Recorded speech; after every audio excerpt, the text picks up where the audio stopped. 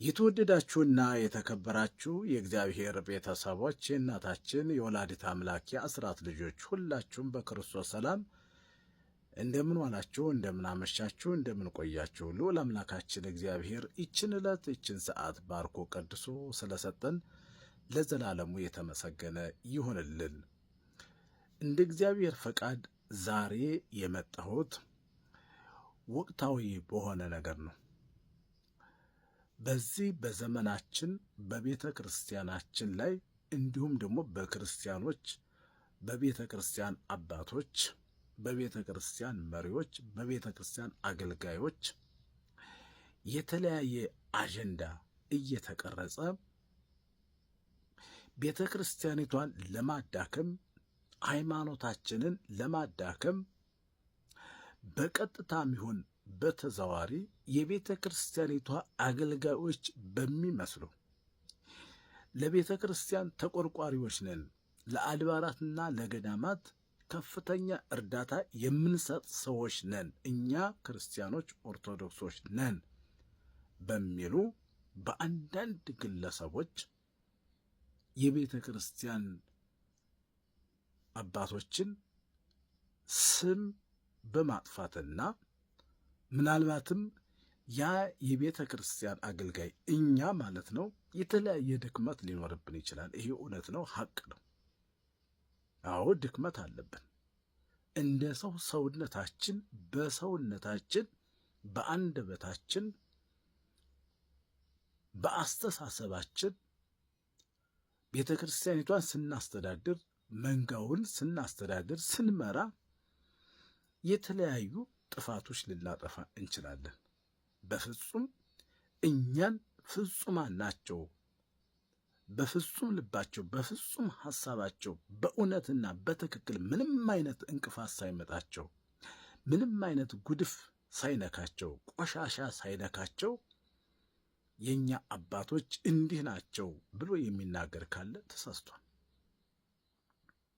በጣም በዚች ዓለም ላይ ስንኖር፣ በሰዎች መካከል ስንኖር፣ በዚች ዓለም ክፋት በበዛበት፣ ምቀኛ በበዛበት፣ ተንኮለኛ በበዛበት፣ ሐሜተኛ በበዛበት ዓለም በምንም ተአምር ቆሻሻ ሳይነካን፣ ክፉ ነገር ሳይገጥመን እንዲሁ ልንኖር አንችልም።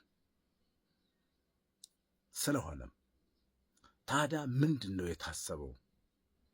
እንደዚህ ከሆነ አንድ የቤተ ክርስቲያን አባት፣ አንድ የቤተ ክርስቲያን አገልጋይ፣ አንድ የቤተ ክርስቲያን ምእመን አንድ ጥፋት ሲያጠፋ ምንድን ነበር መደረግ የነበረበት? ምን መሆን ነበረበት? ከኛ ምንድን ነበር የሚጠበቀው የሚለውን ወደ በኋላ እንመለሳለን። በቅዱሳት መጻሕፍት ላይ በብዙ ስፍራ ላይ ተመዝግቦ የምናገኘው ለመጀመሪያ ጊዜ ቤተ ክርስቲያኒቷን ለማዳከም የሚሆነው ነገር እረኛውን እመታለሁ መንጋውንም እበትናለሁ ወይም በጎቹም ይበተናሉ የሚል ኃይለ ቃል ተጽፎ እናገኛለን። ዛሬ የሆነው ነገር ይሄ ነው። የመጨረሻው ዘመን ስለደረሰ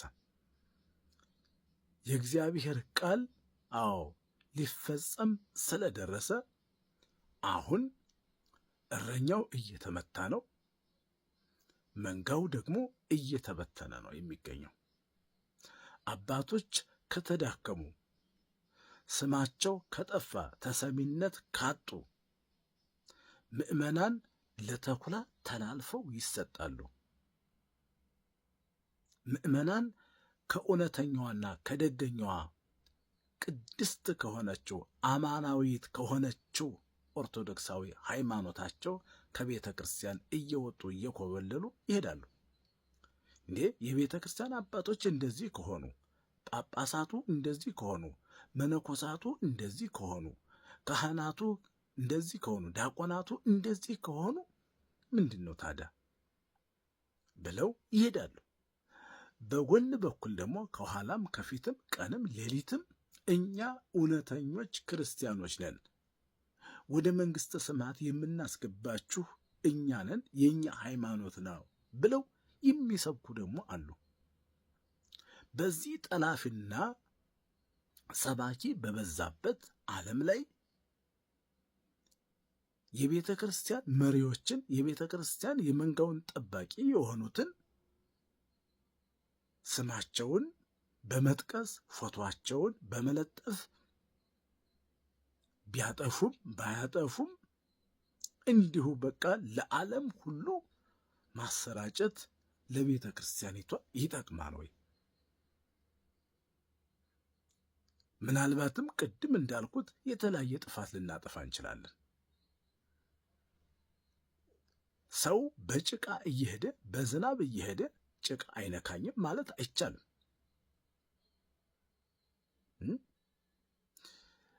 ዝናብ እየዘነበ እኔን ዝናብ አይመታኝም ማለት አይቻልም። መውደቅ መነሳት እንዳለ ሁሉ መውደቅ አለ። በዚች ዓለም ምቀኛ፣ ተንኮለኛ፣ ክፋተኛ፣ ሐሜተኛ፣ ሙሰኛ፣ ዘረኛ ባለበት ዓለም በምንም ተአምር ፍጹምነትን ከሰው ልጆች አንጠብቅም። ፍጹምነትን አንጠብቅም። ይልቁንስ ፍጹምነት እንዲመጣ ከዚህ ክፉ ዓለም ከዚህ ከቆሸሸው ዓለም እግዚአብሔር አምላክ እንዲጠብቀን ልትጸልዩልን ልንጸልይላችሁ ይገባል። ይህ ነበር መሆን የነበረበት። ስለዚህ አባቶች ስም ማጥፋት በቀጥታ የሚሆን በተዘዋዋሪ ቤተ ክርስቲያኒቷን ማፍረስ፣ ጉልላቷን እየነቀላችሁ ጣራ ግድግዳዋን እየነቀላችሁ እንደሆነ እንድታስቡት። ጉልላቷ የቤተ ክርስቲያኒቷ ውበት፣ የቤተ ክርስቲያኒቷ አጠቃላይ ሁለንተናዊ ገጽታ ትልቁ ጉልላቷ ነው። የቤተ ክርስቲያኒቷ ጉልላት ደግሞ በሰው ዘንድ አባቶቻችን ከፓትርያርኩ ጀምሮ ሊቃነ ጳጳሳት፣ ቆሞሳት፣ መነኮሳት፣ ካህናት፣ ዲያቆናት እየወረደ ሲመጣ ደግሞ ሕዝበ ክርስቲያን የቤተ ክርስቲያኒቷ አጠቃላይ ውበት፣ የቤተ ክርስቲያኒቷ አጠቃላይ መሰረት። ታዲያ የቤተ ክርስቲያኒቷ መሰረቷ ከተናደ እንዴት ነው ቤተ ክርስቲያኒቷ ልትኖር የምትችለው? መሆን የሚገባው ጥንት አባቶቻችን በመጽሐፈ መነኮሳት እንዳስቀመጡልን እንዳስተማሩን አንድ መነኩሴ ጥፋት ሲያጠፋ ጥፋት ማጥፋቱ ከታወቀ የአካባቢው ሕዝብ ተነስቶ ይህ መነኩሴ እንዲህ አድርጓል ብሎ ዱላ ይዞ መነኩሴውን ለመደብደብ ለመግደል ሲነሳ አባቶቻችን በእንቅብ ወይም ደግሞ በቀሚሳቸው ስር ደብቀው የሚያሳልፉ የሚደብቁ ከዚያ በኋላ ገስጸው አስተምረው ንስሐ የሚሰጡ አባቶቻችን በእነዚህ አባቶቻችን ውስጥ እኮ ነው የመጣ ነው የተወለድ ነው። ቤተ ክርስቲያናችን እኮ የተመሰረተችው በእነዚህ ደገኞች ቅዱሳን አባቶቻችን የሰውን ገመና የሚሸፍኑ የሚደብቁ ከጥላት የሚሰውሩ ከዚያ በኋላ ገስጸው አስተምረው መክረው ለንስሐ የሚያበቁ ለቀኖና የሚያበቁ ለመንግስተ ሰማያት የሚያበቁ አባቶች ናቸው እኮ የኛ አባቶች። በእውነት መንጋውን ለመምታት ወይም ለመንጋው ለመበተን ሁለተኛው ትልቁ አቅጣጫ አባቶችን ወደ ፖለቲካው ዓለም መቀላቀል ነው። አባቶች በቀጥታ ፖለቲከኛ እንዲሆኑ ፖለቲካውን ብቻ እንዲያቀነቅኑ የማድረጉ ስትራቴጂ ተነድፎ በትልቁ ስራ እየተሰራ ነው። ከዚያ በኋላ ምዕመናን ክርስቲያኖች ምን ይላሉ? እገሌ የተባለው አባት ፖለቲከኛ ሁኗል እንድንል እና ያንን አባት በመንፈሳዊ አባትነቱ ሳይሆን በፖለቲከኝነቱ እንድንመለከተው የማድረግና የማስጠላት ስራ ይህ ነው።